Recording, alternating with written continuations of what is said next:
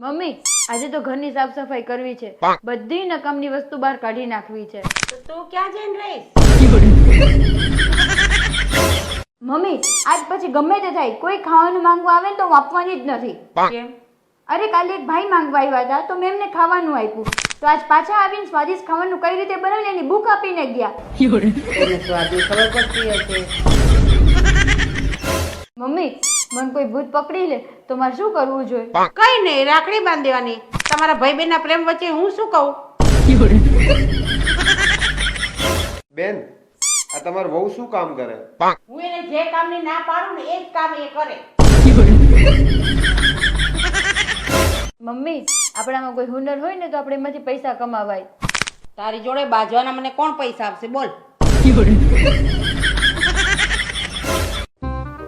હાશ 3 દિવસથી બહાર હતી મમ્મી, તમે જમવાનું તૈયાર રાખીને મને જમાડી, એટલી મજા આવી ગઈ ને. Thank you. કેવું લાગ્યું ડિનર? અરે મમ્મી કેટલી વાર કેવું, ઉપરના જમાનાને લંચ કહેવાય, રાતના જમાનાને ડિનર કહેવાય. એ દોઢી થાવા મેં તને જમાડ્યું એ ગઈકાલ રાતનું જ હતું. ગલો ચાલ ને આપણે મોડલિંગ ચાલુ કરીએ. મમ્મી મોઢું જોયું છે? કેમ, તારા મોઢામાં શું ખામી છે? મમ્મી તમે મને કેટલો પ્રેમ કરો છો, સાચું કહેજો. ઘણો. કેટલો ઘણો? થોડો ઘણો. તમે જયમાં? તમે જયમાં? હું તમને પૂછું છું. હું તમને પૂછું છું. મારી નકલ કરો છો? મારી નકલ કરો છો? ચલો શોપિંગ કરવા. જમી લીધું. ચલો જમી લીધું. બોલો હોય. સોરી પણ मेरा मुंह से निकल गई, मेरी जबान टूट गई यार. છેલ્લા અડધો કલાકથી તમને બેયને ફોન કરું છું, બેમાંથી એકય ફોન નહીં ઉઠાવતા. શું ચાલે છે આ? અનુપમા ચાલે છે. અલ્યા તમારા અનુપમાની તો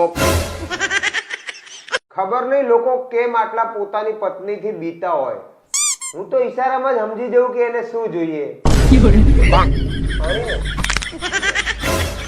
સિમ્પલ છે. મમ્મી મને કઈક વિચિત્ર રોગ થઈ ગયો લાગે છે. જમ્યા પછી ભૂખ નથી લાગતી, સવારે ઉઠ્યા પછી નીંદર નથી આવતી, અને કામ કર્યા પછી થાક લાગે છે. એક કામ કર, રાતે તડકામાં બેસ. ઓ બેન, આ તમાર વહુ શું કામ કરે? કઈ ના કરે, આખો દી મજાક કર્યા રાખે. કેમ મમ્મી, હું ઘરના બધા કામ તો કરું છું. જોયું ને, પાછી મજાક કરી.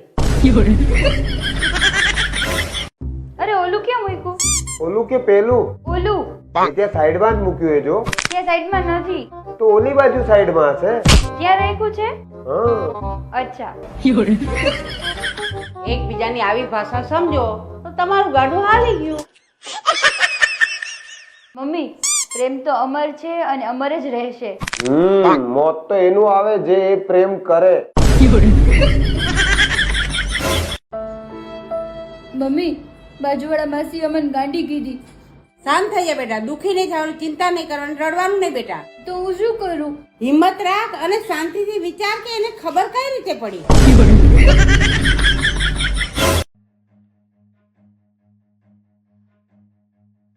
અલી તું તો કલાક માટે માર્કેટ ગઈ હતી ને કેમ આમ ફાફડી ઉપર પાછી આવી? અરે નીચે ન્યૂઝ મળ્યા કે સોસાયટીમાં એક બેન ભાગી ગયા છે, તો જોવાય કે તમે તો ઘરે છો ને.